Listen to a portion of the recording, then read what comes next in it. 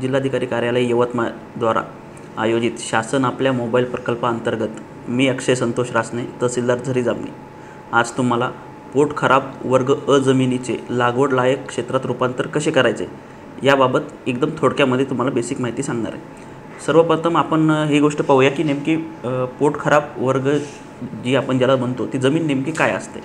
तर पोट खराब क्षेत्र म्हणजे शेत जमिनीचा ज्या क्षेत्रात लागवड करता येणं शक्य होत नाही किंवा त्याच्यावर लागवड करण्यास प्रतिबंध असतो, याला आपण पोट खराब क्षेत्र असं म्हणतो।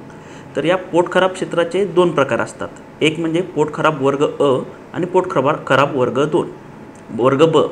तर पोट खराब वर्ग अ म्हणजे अशी जमीन जी कालांतराने त्या जमीन मालकास किंवा धारकास लागवडीखाली कृषक करण्यासाठी त्याला ती जमीन परत वापरात आणता येते। परंतु वर्ग ब, पोट खराब वर्ग ब ही अशी जमीन असते की जी लागवडीखाली आणण्यास प्रतिबंध असतो। त्याच्यामध्ये दफनभूमी, धरण, रस्ते, तलाव, ओढा या अशा गोष्टी असतात। त्याच्यामुळे आपण फक्त पोट खराब वर्ग अ ही जी जमीन आहे ती लागवडीखाली आणू शकतो। आज आपण तीच पोट खराब वर्ग अ जमीन ही लागवडीखाली कशी आणायची याच्याबाबत आपण माहिती घेणार आहोत। तर आपण पाहूया की पोट खराब वर्ग अ ही जमीन लागवडीखाली का आणावी बाबा, म्हणजे का त्याचं कारण काय। तर काय होतं, भरपूर वेळेस शेतकऱ्यांना पोट खराब वर्ग जमिनीवरती ती लागवडीखाली आणल्यास त्यांना जे पीक विमा मिळतो, पीक कर्ज मिळतं, नैसर्गिक आपत्ती झाल्यास त्यांचे नुकसान झालं तर त्यांना त्या नैसर्गिक आपत्तीचा जो नुकसान भरपाई मिळते ती त्यांना मिळण्यास वर्ग अ लागवडीखाली आणल्यास ती मदत होते। त्याच्यासाठी हे पोट खराब वर्ग हे जे क्षेत्र आहे हे लागवडीखाली आणणं खूप आवश्यक आहे। तर त्याची आपण जी आहे कार्यपद्धती आपण थोडक्यात पाहू। तर याच्यासाठी जमाबंदी आयुक्त कार्यालय पुणे यांनी 19 ऑगस्ट 2019ला एक परिपत्रक काढलेलं आहे। त्या परिपत्रकानुसार ही कारवाई पार पाडली जाते। तर यामध्ये सर्वप्रथम जो शेतकऱ्याने आपलं एखादं पोट खराब क्षेत्र लागवडीखाली आणलं असेल तर ते सर्वप्रथम त्या गावाच्या ग्राम महसूल अधिकाऱ्याच्या निदर्शनास आणू शकतात किंवा ग्राम महसूल अधिकारी हे स्वतः आपल्या गावातील सर्व सातबारामध्ये पोट खराब क्षेत्र किती आहे याची एक लिस्ट बनवतात। त्याचा नमुना हा परिशिष्ट अ मध्ये देण्यात आलेला आहे। तर सर्वप्रथम ग्राम महसूल अधिकारी त्या आपल्या जे गावामध्ये सर्व पोट खराब वर्ग अचे क्षेत्र आहे त्याची एक लिस्ट बनवतात किंवा संबंधित शेतकरी हे त्या ग्राम महसूल अधिकाऱ्याच्या निदर्शनास आणून देतात की पोट खराब वर्ग अचं क्षेत्र आहे आणि ते मी लागवडीखाली आणलेलं आहे।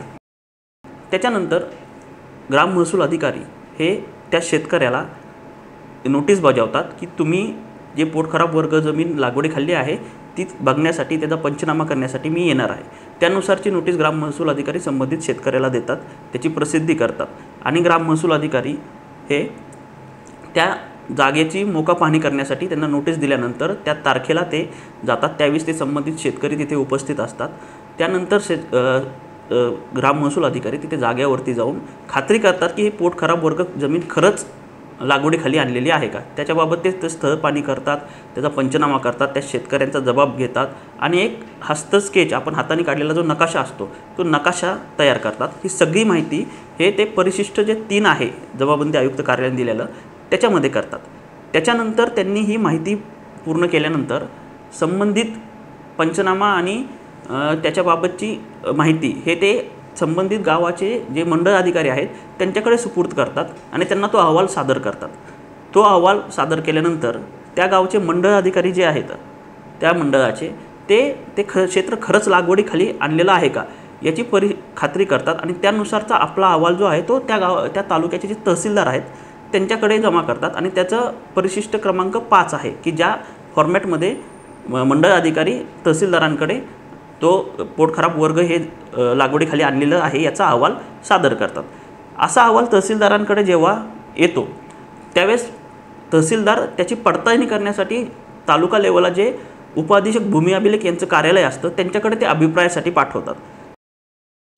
तहसीलदार यांनी आकारणी दुरुस्त करण्यासाठी जेव्हा प्रस्ताव उपअधीक्षक भूमी अभिलेख यांच्या कार्यालयाकडे पाठवला जातो त्यानंतर उपअधीक्षक भूमी अभिलेख हे त्या संबंधित गटाची सर्वे नंबरची तपासणी करून आपला आकार दुरुस्तीचा प्रस्ताव तहसीलदार यांच्याकडे सादर करतात।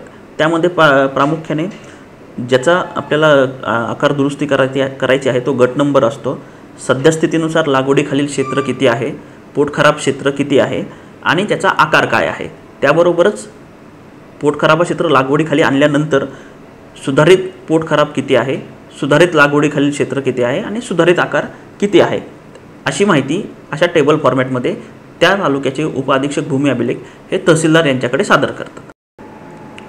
त्याच्यानंतर उपअधीक्षक भूमी अभिलेख यांच्याकडील परिशिष्ट 6 मधला आकारणी दुरुस्तीचा प्रस्ताव तहसीलदार यांच्याकडे आला। त्यानंतर तहसीलदार हे तो अहवाल परिशिष्ट 8 मध्ये जिल्हाधिकारी किंवा त्यांनी प्राधिकृत केलेले सक्षम महसूल अधिकारी यांच्याकडे आकारणी दुरुस्तीबाबत सादर करतात। तहसीलदार यांच्याकडून परिशिष्ट क्रमांक 8 नुसार जो प्रस्ताव जिल्हाधिकारी किंवा सक्षम महसूल अधिकारी आहेत त्यांच्याकडे प्राप्त होतो, त्या अहवालाच्या आधारे सक्षम महसूल अधिकारी किंवा मान्य जिल्हाधिकारी साहेब अंतिम आदेश पारित करतात। त्या अंतिम पारित केलेल्या आदेशामध्ये ते पोट खराब वर्ग अ जे आहे ते लागवडीखाली आणलेलं आहे याची खात्री करून ते अंतिम आदेश पारित करतात। तो अंतिम आदेश पारित झाल्यानंतर तो आदेश उप अधीक्षक भूमी अभिलेख यांच्याकडे पाठवला जातो। त्या आदेशाच्या आधारे संबंधित उप अधीक्षक भूमी अभिलेख जे आहेत ते कमी जास्त पत्रक तयार करतात। त्यानंतर ते कमी जास्त पत्र तयार करून त्या तालुक्याच्या तहसीलदारांकडे पाठवलं जातं। म्हणजेच की जे पोट खराब क्षेत्र होतं ते आता लागवडीखालील क्षेत्रामध्ये दाखवलं जाईल। हा प्रस्ताव ज्यावेळेस तहसीलदारांकडे येतो त्यानंतर तहसीलदार तो प्रस्ताव संबंधित गावाचे ग्राम महसूल अधिकारी यांच्याकडे पाठवला जातो। त्यानुसार गाव नमुना 1 व गाव नमुना 7 मध्ये दुरुस्ती केली जाते आणि ती जमीन आता लागवडीखाली आणलेली आहे व ती पोट खराबामध्ये एक नाही हे असं सिद्ध केलं, हे असं दाखवलं जातं। त्याचप्रमाणे अशीच जर आणखीन कुणी एखाद्या व्यक्तीने अर्ज केला की पोट खराब वर्ग जमीन जी आहे ती लागवडीखाली आणणे आहे, तर त्याच्यासाठी पुन्हा तीच प्रक्रिया राबवली जाते आणि पुन्हा ती जमीन त्या दुसऱ्या शेतकऱ्याची जमीन देखील लागवडीखाली आणण्यात आलेली आहे असं प्रक्रिया पूर्ण करून केली जाते। धन्यवाद।